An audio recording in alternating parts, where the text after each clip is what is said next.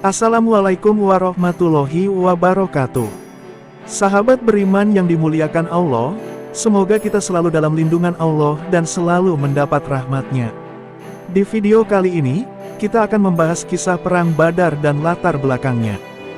Perang Badar tercatat dalam sejarah agama Islam, yang berkisah tentang perang antara umat muslim melawan pasukan Quraisy. Tercatat, perang ini berhasil dimenangkan oleh umat muslim, yang pada saat itu dipimpin oleh Nabi Muhammad SAW dengan hanya membawa 313 orang, sedangkan pasukan Quraisy, yaitu 1000 orang. Perang Badar adalah pertempuran besar pertama antara umat Islam melawan musuh-musuhnya.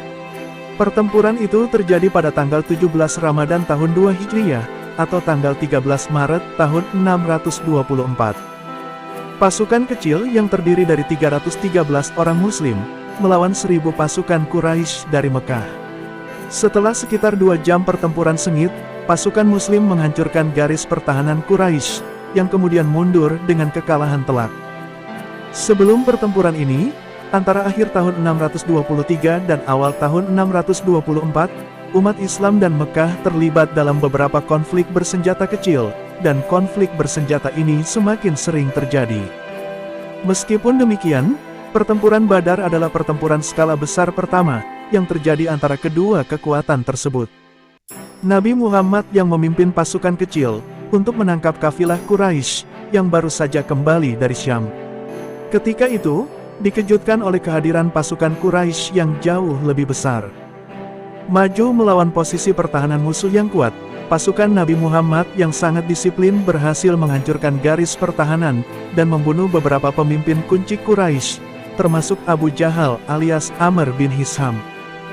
Pemimpin perang pada saat Perang Badar, Rasulullah SAW mengangkat Ibnu Ummi Maktum menjadi wakil beliau di Madinah. Namun, setibanya di Ar-Rauha, beliau menyuruh Abu Lubabah bin Abdul Munzir agar kembali ke Madinah dan menggantikan posisi Ibnu Ummi Maktum sebagai wakil beliau. Bendera komando tertinggi yang berwarna putih diserahkan kepada Mus'ab bin Umair al-Qurashi al-Abdari. Pasukan kaum muslimin dibagi menjadi 2 batalion. 1. Batalion Muhajirin, benderanya diserahkan kepada Ali bin Abu Thalib. 2. Batalion Ansar, benderanya diserahkan kepada Sa'ad bin Mu'az. Sementara itu, komando sayap kanan diserahkan kepada As-Zubair bin Al-Awam, dan sayap kiri diserahkan kepada Al-Miqdad bin Amr, karena hanya mereka berdua yang naik kuda dalam pasukan itu. Sementara titik pertahanan garis belakang diserahkan kepada Qais bin Sasa'ah. Komando tertinggi berada di tangan Rasulullah. Penyebab Perang Badar dilatar belakangi oleh kebencian keluarga Bani Hashim dan pemimpin suku Quraisy kepada Nabi Muhammad, dan aktivitas dakwahnya yang dilakukan setelah menerima wahyu pada usia 40 tahun. Setelah kematian Abu Thalib pada tahun 619 Masehi, kepemimpinan Bani Hashim diteruskan kepada Amr bin Hisham atau Abu Jahal, yang merupakan salah satu musuh Nabi Muhammad. Selain itu, Perang Badar adalah suatu perlawanan yang dilakukan oleh umat muslim di kota Mekah dan Madinah. Hal ini merupakan respon dari perlakuan teror dan tindakan semena-mena yang dilakukan oleh kaum Quraisy kepada para umat muslim.